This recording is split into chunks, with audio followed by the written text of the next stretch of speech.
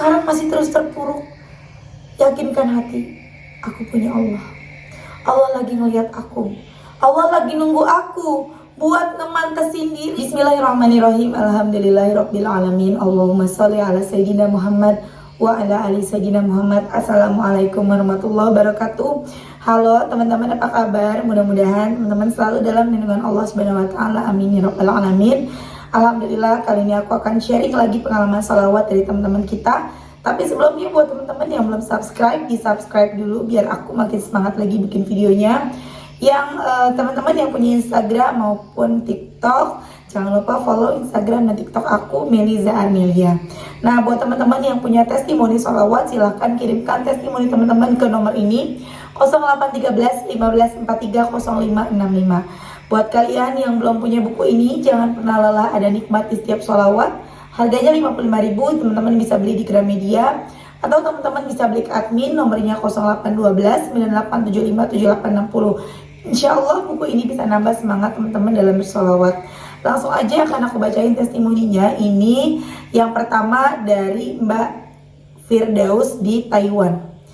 Assalamualaikum warahmatullahi wabarakatuh. Waalaikumsalam. Maaf Kak Mel, saya mau berbagi testimoni sholawat. Langsung aja ya Kak, saya sekarang berada di Taiwan Kak. Pada awalnya sangat sedih karena tidak diperbolehkan memakai hijab. Tapi setelah saya mendawamkan sholawat dan berdoa agar bos saya sendiri yang menyuruhku untuk memakai hijab, dan alhamdulillah doaku terkabul. Waktu itu aku sakit, gak enak badan dan musim dingin. Karena bos melihat aku kedinginan, akhirnya si bos menyuruh saya untuk menutup kepalaku. Dan sampai sekarang aku tidak lepas dari hijab di setiap aktivitas kerjaku Kak. Dan berkat salawat juga hati saya menjadi tenang. Dan bos perempuan yang selalu marah, masalah kecil aja bisa marah, sekarang seperti luluh hatinya dan menjadi sangat baik terhadap saya. Oh iya Kak, maaf belum kenalin, nama saya Firdaus asli Jateng. Saya sudah 2 tahun di Taiwan, mohon doanya ya Kak supaya saya bisa cepat pulang ke Indonesia berkumpul dengan keluarga dalam ridho Allah. Amin amin ya rabbal alamin. Itu tadi testimoni dari Mbak Firdaus di Jawa Tengah ya teman-teman. Jadi salawat itu nggak hanya untuk urusan uang ya, nggak hanya untuk urusan utang, tapi untuk urusan apapun. Jadi ketika kita punya doa apapun itu yang kita panjatkan kepada Allah, kita minta sama Allah, itu pasti diijabah. Selalu aku ulang-ulang, semoga teman-teman gak bosan ya. Semua doa yang kita inginkan, semua doa yang kita minta pasti sama Allah itu dikasih. Hanya saja waktunya yang berbeda-beda. Ada yang cepat, ada yang lama, tergantung apa dosa kita. Sebanyak apa dosa kita. Makin banyak dosa kita, makin jauh dari pertolongan Allah. Maka itu pantaskan diri dengan memperbanyak sholawat, benerin sholat, istighfar, dan ibadah-ibadah yang lainnya. Alhamdulillah, Mbak Firdaus akhirnya diizinkan memakai hijab sama bosnya. Dan bos yang perempuan yang biasanya dikit-dikit marah gitu ya, masalah kecil marah, tapi alhamdulillah jadi baik banget. Jadi teman-teman ayo dong sholawatan ya. Aku inget banget dulu waktu aku masih kecil ya, masih SMP, SMA mah bukan kecil ya, SMP, SMA, suka nganter mamaku ke kantor ayahku. Ayahku orang laut, jadi mamaku ke kantor lah gitu, ada urusan di kantornya ayah. Nah itu kan ngantri itu teman-teman ya, untuk ketemu orang tersebut orang penting, susah untuk dihubungin. Mamaku biasanya baca sholawat dulu teman-teman. Dalam hati dia baca sholawat. Waktu itu mamaku belum kenal sholawat ala Muhammad ya, Allahumma sholli ala sayyidina Muhammad wa ala ali sayyidina Muhammad, itu aja. Dan orang itu memang jadi luluh, jadi baik, jadi ramah banget sama mamaku, aku inget banget. Lanjut aku baca testimoni selanjutnya, ini dari Mbak Nisa. Jadi Mbak Nisa ini sudah kirim testimoni sebelumnya ya teman-teman. Mbak Nisa punya utang sekitar 200 jutaan, itu ke bibinya sendiri dan juga ke orang lain. Nah utang itu belum selesai teman-teman, masih Mbak Nisa harus terus bayar. Lanjut aku bacain testimoni selanjutnya dari Mbak Nisa yang terus istiqomah sholawat, ada keajaiban yang Allah datangkan. Assalamualaikum Kak. Waalaikumsalam. Aku mau testimoni lagi. Alhamdulillah, alhamdulillah, alhamdulillah. Kali ini keajaiban sholawat yang aku rasakan, ayah aku yang lama menghilang ada kabar. Dia yang bekerja di Arab Saudi dan menikah lagi, punya keluarga baru. Semenjak aku rajin sholawat, tiba-tiba beliau ada kontak kami anak-anaknya di Indonesia. Dan tanpa kami minta dia kirim uang untuk kami, padahal kami sudah menikah, tinggal si bungsu yang belum nikah dan belum dapat kerja. Namun beliau kirim uang disamaratakan, semua anaknya dikasih. Aku hilang kontak sama ayah aku dari tahun 2007 dan ayah aku ada kabar dan mulai rajin kirim uang ke kami anak-anaknya selama bulan puasa ini. Sedikitnya untuk saya pribadi, uang saku yang diberikan ayah sekarang bisa membantu saya mencicil beberapa hutang. Alhamdulillah, terharu saya keajaiban sholawat itu benar-benar ada dan saya merasakannya. Makin kesini keajaiban tersebut, doakan saya tetap istiqomah ya Kak. Terima kasih banyak Kak Mel. Kemudian aku jawab, Waalaikumsalam, Masya Allah, Alhamdulillah Mbak bisa kontak lagi dengan ayah. Itu rezeki yang lebih besar daripada uang. Ya Kak, Alhamdulillah saya kira beliau sudah meninggal saking lost kontaknya. Bahkan saya menikah pun sampai pakai wali hakim karena beliau tidak ada kabar. Alhamdulillah beliau sehat, sering telepon, video call dan kirim uang sekarang tanpa kami minta kalau masalah uang. Karena doa saya dan adik-adik saya, hanya kabar pun sudah senang. Kiriman dari ayah saya sedikitnya bisa membantu saya mencicil hutang saya. Masya Allah, terima kasih ya Mbak Melisa. Begitu banyak keajaiban-keajaiban semenjak saya mengenal sholawat. Pagi ini jam 10 pagi ada tagihan dari leasing BPKB motor harus ada 1 juta. Ini tanggung jawab suami saya karena hasil warung fokus sama hutang saya. Namun suami lagi sepi job sehingga sampai detik ini dia belum punya. Bantu doakan ya Kak, semoga ada keajaiban hari ini untuk saya dan keluarga. Saya percaya akan keajaiban-keajaiban yang Allah kasih. Karena belum semua hutang saya pun, saya sudah mulai merasakan berkah dari rajin bersolawat. Suatu saat saya janji akan testimoni lagi jika semua hutang saya lunas. Alhamdulillah, gak disangka rezeki Allah beri melalui ayah ya Mbak. Ya Kak, gak putus-putus saya berdoa ingin segera bebas dari hutang riba dengan cara uang yang halal, bukan uang riba lagi. Bismillah, kun fayakun, mau itu dari warung, uang saku, dari ayah atau dari manapun, semua atas kehendak Allah. Alhamdulillah, Masya Allah. Itu tadi testimoni dari Mbak Nisa, teman-teman. Masya Allah banget ya. Lagi-lagi ini sama seperti cerita sebelumnya ya, tidak hanya masalah uang. Udah lama gak ketemu sama ayah kandung, udah lama gak kontak, bahkan gak tahu masih hidup atau sudah meninggal dunia. Masya Allah, the power of salawat.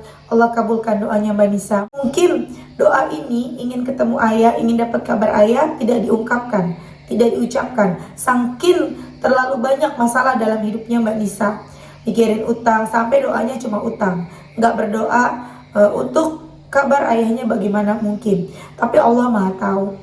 Walaupun tidak tersebut, walaupun tidak diungkapkan, tidak diucapkan kepada Allah, Allah tahu hati kita. Betapa rindunya kita sama ayah kita. Betapa rindunya Mbak Nisa sama ayahnya. Betapa rindunya adik-adiknya Mbak Nisa sama ayahnya. Dan Masya Allah, Allah datangkan kabar.